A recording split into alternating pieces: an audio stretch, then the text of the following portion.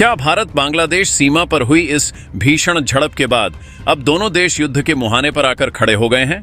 क्या खराब मौसम की आड़ में रची गई इस नापाक साजिश का मकसद भारत के भीतर किसी बहुत बड़ी तबाही को अंजाम देना था? और आखिर सीमा सुरक्षा बल यानी बीएसएफ के इस अभूतपूर्व और ताबड़तोड़ एक्शन के बाद अब दिल्ली के रणनीतिक गलियारों में बांग्लादेश को लेकर क्या ऐतिहासिक चक्रव्यूह रचा जा रहा है?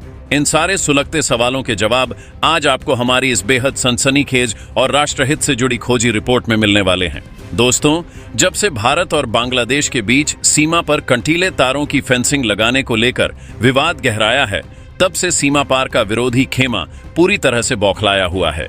बॉर्डर पर भारत की फेंसिंग की रफ्तार को देखकर दुश्मनों की नींद उड़ी हुई थी, लेकिन अचानक बॉर्डर से एक ऐसी खबर निकलकर सामने आई जिसने पूरे देश को अंदर तक हिलाकर रख दिया है।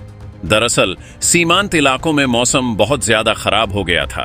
तेज आंधी, तूफान और भयंकर मूसलाधार बारिश का फायदा उठाते हुए बांग्लादेश की सेना और वहां के उपद्रवी स्थानीय लोगों ने मिलकर एक बहुत ही दुस्साहसिक और नापाक साजिश को अंजाम दे दिया।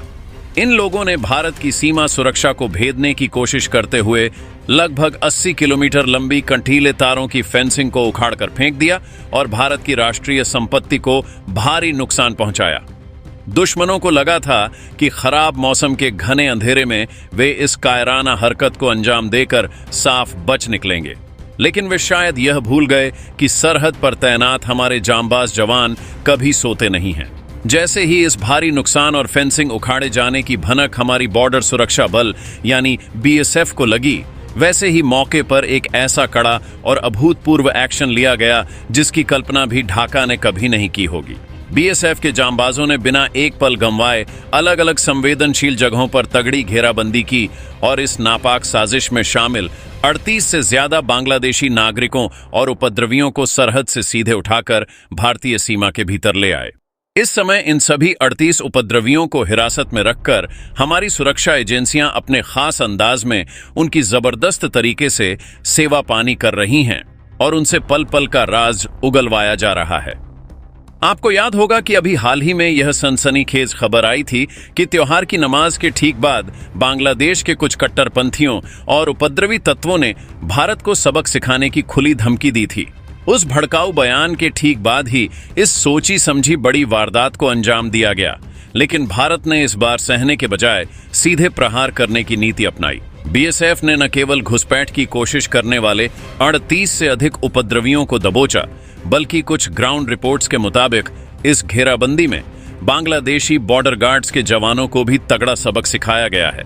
इस ऑन स्पॉट एक्शन के बाद सीमा पर तनाव इस कदर बढ़ गया है कि बांग्लादेश की सरकार के पैरों तले जमीन खिसक गई है।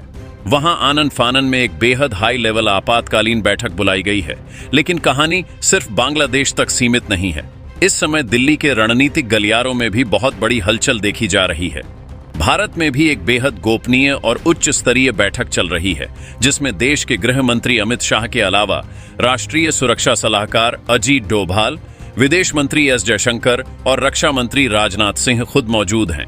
यह सभी दिग्गज पल पल के जमीनी हालात की समीक्षा कर रहे हैं और सीधे प्रधानमंत्री नरेंद्र मोदी को इस पूरे मामले की ब्रीफिंग दे रहे हैं। आखिर खराब मौसम में बांग्लादेश ने इतनी बड़ी हिमाकत कैसे की? बीएसएफ की गिरफ्त में आए उन 38 उपद्रवियों से पूछताछ में कौन से चौंकाने वाले खुलासे हो रहे हैं? और दिल्ली की इस महाबैठक के बाद अब पूर्वी कमान बांग्लादेश को कैसा ऐतिहासिक सबक सिखाने की तैयारी में है? इन सभी बातों को हमें गहराई से समझना होगा। तो दोस्तों, अब इस पूरी घटना की जमीनी हकीकत और क्रोनोलॉजी को जरा गहराई से समझते हैं। यह कोई अचानक हुआ हादसा नहीं था, बल्कि इसके पीछे एक बेहद सोची समझी रणनीतिक साजिश दिखाई देती है। ग्राउंड जीरो से जो पुख्ता खबरें आ रही हैं, उनके मुताबिक जब सीमांत इलाकों में कुदरत का मिजाज बेहद खराब हुआ, तेज आंधी, तूफान, कड़कड़ाती बिजली और मूसलाधार बारिश ने पूरे इलाके को अपनी चपेट में ले लिया, तब विजिबिलिटी यानी देखने की क्षमता न के बराबर रह गई थी। आमतौर पर ऐसी परिस्थितियों में सरहद पर गश्त करना बेहद चुनौतीपूर्ण हो जाता है। कुछ घंटों के भीतर ही इस सुनियोजित वारदात को अंजाम दे दिया गया। इससे यह साफ हो जाता है कि इस 80 किलोमीटर की फेंसिंग को नष्ट करने के पीछे सरहद पार के ऊंचे हुक्मरानों और उपद्रवियों की एक बड़ी मिलीभगत थी।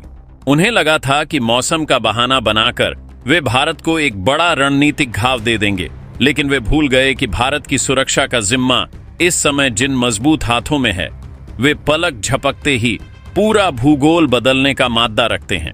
जैसे ही फेंसिंग के सेंसर टूटे और हमारे अलर्ट कमांडरों को इस भारी नुकसान की भनक लगी, वैसे ही सरहद पर तैनात बीएसएफ की टुकड़ियों ने वो कर दिखाया जिसकी उम्मीद बांग्लादेशी बॉर्डर गार्ड्स को बिल्कुल नहीं थी।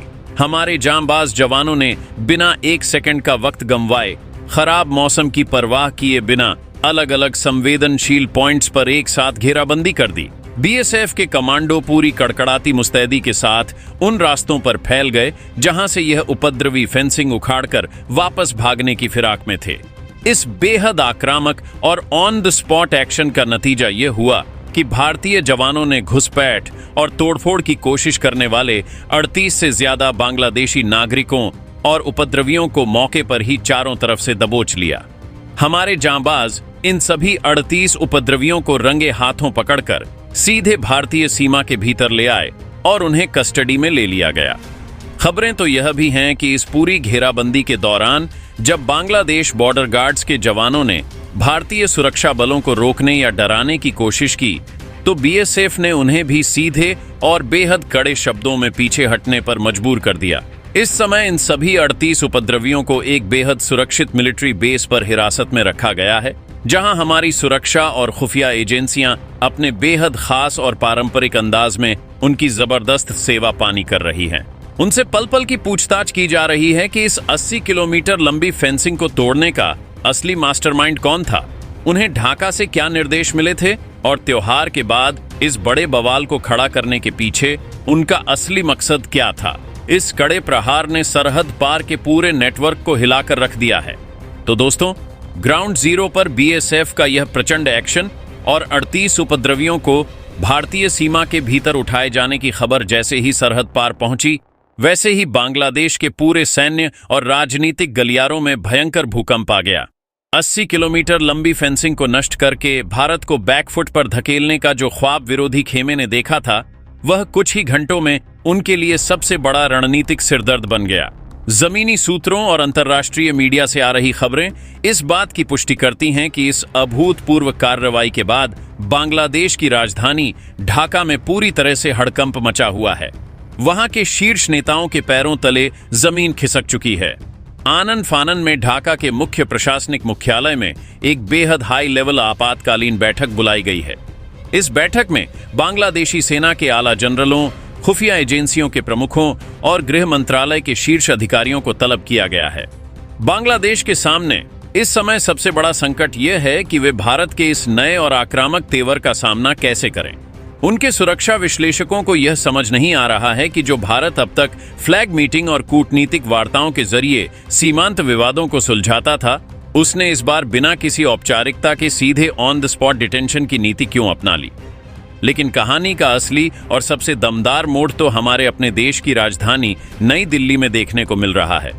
हलचल सिर्फ ढाका में नहीं है, बल्कि इस समय दिल्ली के रणनीतिक गलियारों में एक बेहद गोपनीय और महाचक्रव्यूह रचा जा रहा है। भारत के गृह मंत्री अमित शाह के नेतृत्व में एक बेहद उच्च स्तरीय आपात बैठक चल रही है, जिसने पूरे देश का ध्यान अपनी तरफ खींच लिया है। इस महाबैठक की गंभीरता का अंदाजा आप सिर्फ इस बात से लगा सकते हैं कि इसमें अमित शाह के साथ देश के राष्ट्रीय सुरक्षा सलाहकार अजीत डोभाल, विदेश मंत्री एस जयशंकर और रक्षा मंत्री राजनाथ सिंह एक साथ एक ही टेबल पर मौजूद हैं। देश के ये चारों सबसे बड़े रणनीतिकार पल पल बदलते जमीनी हालात की खुद समीक्षा कर रहे हैं। इस बैठक में इंटेलिजेंस ब्यूरो और रिसर्च एंड एनालिसिस विंग यानी रॉ के प्रमुखों से मिली लाइव इनपुट्स को खंगाला जा रहा है। अजीत डोभाल सरहद की सुरक्षा व्यवस्था और बीएसएफ की अगली रणनीतिक पोजीशनिंग का खाका तैयार कर रहे हैं। रक्षा मंत्री राजनाथ सिंह ने पूर्वी कमान की भारतीय सेना को भी पूरी तरह से हाई अलर्ट पर रहने के निर्देश दे दिए हैं, ताकि अगर स्थिति थोड़ी भी बिगड़ती है तो सेना बीएसएफ को तुरंत बैकअप दे सके। सबसे बड़ी बात यह है कि यह पूरी कोर टीम मिलकर सीधे प्रधानमंत्री नरेंद्र मोदी को पल पल की ब्रीफिंग दे रही है। पीएम मोदी खुद इस पूरे घटनाक्रम पर अपनी पैनी नजर बनाए हुए हैं और दिल्ली से साफ संदेश दे दिया गया है कि भारत अब किसी भी तरह के रक्षात्मक रुख में नहीं रहेगा। जब तक सरहद पर 80 किलोमीटर की फेंसिंग का काम दोबारा पूरी रफ्तार से पूरा नहीं हो जाता और जब तक त्योहार के नाम पर धमकी देने वाले कट्टरपंथियों की कमर नहीं टूट जाती, तब तक भारत का यह आक्रामक अभियान रुकने वाला नहीं है। तो दोस्तों, बीएसएफ की हिरासत में मौजूद उन 38 उपद्रवियों से जब हमारी खुफिया और सुरक्षा एजेंसियों ने कड़ाई से पूछताछ शुरू की, तो ऐसे चौंकाने वाले खुलासे सामने आए जिसने इस पूरे विवाद के पीछे की गहरी साजिश की परतों को खोल कर रख दिया है। यह पूछताछ किसी साधारण घुसपैठ के मामले की नहीं, बल्कि देश की सुरक्षा को सीधे चुनौती देने वाले एक बड़े नेटवर्क को बेनकाब करने वाली साबित हुई है। खुफिया सूत्रों से छनकर आ रही जानकारियों के मुताबिक पकड़े गए उपद्रवियों ने कबूल किया है कि 80 किलोमीटर लंबी फेंसिंग को निशाना बनाने का आदेश उन्हें स्थानीय स्तर पर नहीं, बल्कि सीमा पार बैठे कुछ बड़े रसूखदार आकाओं और असामाजिक संगठनों से मिला था। उन्हें साफ निर्देश दिए गए थे कि खराब मौसम का पूरा फायदा उठाकर भारत की सुरक्षा दीवार को इतना नुकसान पहुंचाया जाए कि उसे दोबारा ठीक करने में महीनों का वक्त लग जाए। साजिश का असली मकसद भारतीय सीमा के भीतर बड़े पैमाने पर अस्थिरता पैदा करना और अवैध गतिविधियों के लिए एक सुरक्षित रास्ता तैयार करना था। लेकिन बीएसएफ के ऑन द स्पॉट रणनीतिक एक्शन ने इस पूरे प्लान को पूरी तरह से पंचर कर दिया। इस बड़े खुलासे के बाद नई दिल्ली ने कूटनीतिक स्तर पर भी अपने तेवर बेहद कड़े कर लिए हैं। विदेश मंत्रालय के जरिए बांग्लादेश प्रशासन को एक बेहद सख्त और दो टूक संदेश भिजवाया गया है। भारत ने साफ कह दिया है कि सरहद पर किसी भी तरह की अराजकता या भारतीय संपत्ति को नुकसान पहुंचाने की कोशिश को अब बिल्कुल बर्दाश्त नहीं किया जाएगा। दिल्ली का यह कड़ा संदेश साफ करता है कि भारत अपने पड़ोसी देशों के साथ शांतिपूर्ण और अच्छे संबंध तो चाहता है, लेकिन देश की संप्रभुता और सुरक्षा की कीमत पर कोई समझौता नहीं होगा। अगर हम इस पूरी घटना का एक व्यापक सामरिक और रणनीतिक विश्लेषण करें, तो यह साफ हो जाता है कि पूर्वी सरहद पर भारत की रक्षा नीति में एक बहुत बड़ा और ऐतिहासिक बदलाव आ चुका है। अब तक विरोधी ताकतें यह सोचती थीं कि खराब मौसम या भौगोलिक चुनौतियों का फायदा उठाकर वे भारत को कूटनीतिक दबाव में ले आएंगी, लेकिन इस बार बीएसएफ और भारतीय सेना के संयुक्त तालमेल ने उनके सारे पुराने ढर्रे को बदल कर रख दिया है। गृह मंत्रालय के निर्देशों के बाद अब सीमा पर केवल टूटी हुई फेंसिंग को दोबारा जोड़ने का काम ही नहीं किया जा रहा है, बल्कि उस पूरे 82 किलोमीटर के पैच को एक अभेद्य किले में तब्दील करने की तैयारी शुरू हो चुकी है। बीएसएफ इस इलाके में अब एंटी कट फेंसिंग और अत्याधुनिक सेंसर ग्रिड को तैनात कर रही है। इसके साथ ही दिल्ली की महाबैठक के बाद यह भी तय किया गया है कि सीमांत क्षेत्रों में गश्त यानी पेट्रोलिंग की फ्रीक्वेंसी को दोगुना किया जाएगा और किसी भी संदिग्ध हलचल पर बिना किसी फ्लैग मीटिंग का इंतजार किए तुरंत एक्शन लिया जाएगा। हिंदुस्तान के इस नए चक्रव्यूह ने सीमा पार बैठे मास्टरमाइंड्स को पूरी तरह बैकफुट पर धकेल दिया है। दोस्तों, खराब मौसम का फायदा उठाकर भारत की 80 किलोमीटर लंबी फेंसिंग को उखाड़ने वाले उपद्रवियों के खिलाफ बीएसएफ और भारतीय सेना के इस प्रचंड और कड़े एक्शन पर आपकी क्या राय है? क्या आपको लगता है कि गृह मंत्री अमित शाह की अगुवाई में दिल्ली में बैठी इस हाई लेवल कोर टीम का यह फैसला बांग्लादेश को हमेशा के लिए शांत कर देगा? अपनी राय नीचे कमेंट बॉक्स में पूरे जोश और देशभक्ति के साथ जरूर साझा करें। अगर आपको हमारे वीर जवानों के इस अदम्य साहस और देश की संप्रभुता से जुड़ी हमारी यह विशेष खोजी रिपोर्ट पसंद आई हो, तो सरहद पर तैनात बीएसएफ के इन जांबाज सपूतों के सम्मान में इस वीडियो को एक लाइक और शेयर जरूर कर दीजिएगा और मेरे साथ बुलंद आवाज में कहिए, जय हिंद, जय भारत।